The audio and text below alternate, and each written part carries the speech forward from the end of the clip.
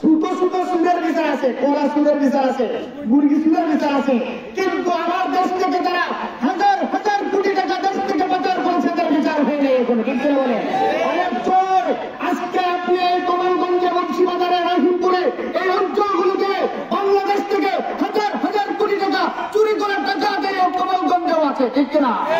আজকে কোরআনের এক একটা উপজেলায় এক একটা চোরকে ধরে ধরে যদি প্রত্যেকটা একটা চোরকে যদি হাত কেটে দেওয়া হতো, আমার বিশ্বাস বাংলাদেশে এইভাবে জনগণের টাকা আত্মসাৎ করে, ব্যাংক ডাকাতি করে এই দেশ থেকে টাকা পাচার করার মতো, চুরি করার মতো দুঃসাহস আর কেউ করে। আইন দ্বারা যখন রাষ্ট্র পরিচালনা করছেন, দেখা গেল একটা সম্ভ্রান্ত পরিবারের একটা মহিলা চুরিতে ধরা পড়ল। সাহাবায়ে কেরাম কোন আওয়াজ শুরু হলো, এই মহিলার যদি হাত কাটা যায় তাহলে কেমন হয়, এ তো সম্ভ্রান্ত পরিবারের মেয়ে। এই কথাগুলোকে আল্লাহ রসুলের সামনে আল্লাহ রসুল খুব বেশি মহব্বত করতেন উসামা বিন যায়েদকে।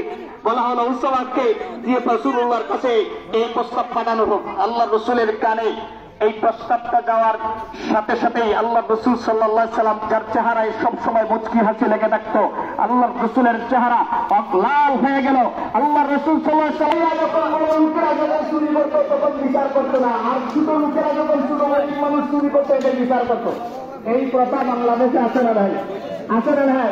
আজকে ব্যাংক ডাকাতি আজকে হাজার হাজার কোটি টাকা দেশ থেকে পাচার করছে আপনার প্রথম সারের কোন কৃষক, আপনি কোন রিক্সা ড্রাইভার, কোন সিএনজি ড্রাইভার না, এই সব কোটিপতি বড় লোকেরা এই দেশ থেকে এই ডাকাতি গুলো করেছে। সবচেয়ে তাদের কোটি কোটি টাকা আছে, এই বড় বড় ডাকাত গুলো দেশ থেকে আজকে দেউলিয়া করেছে, ঠিক কিনা বলে? আজকে আপনার আমার গরিবের সম্পদ গুলো আমরা ব্যাংকে 260 টাকা করে জমাই, আর তারা এই সবগুলো শেষ করে দেয়। আজকে গরিবের টাকা তার চেক দেওয়ার পরে চেক আজকে পাস করে না, আজকে চেক দেওয়ার পরে গরিবের টাকাগুলো আজকে ফেরত পায় না। আজকে এই সবগুলো ডাকাত করেছে না। আল্লাহ রসুল সাল্লাল্লাহু আলাইহি সাল্লাম তখন বললেন অতীতের জাতিরা এই কারণে ধ্বংস হয়েছে, যাদের বড় লোকেরা যখন দরিদ্র পরিবারের কেউ যখন অন্যায় করতো বিচার করতো না, গরিব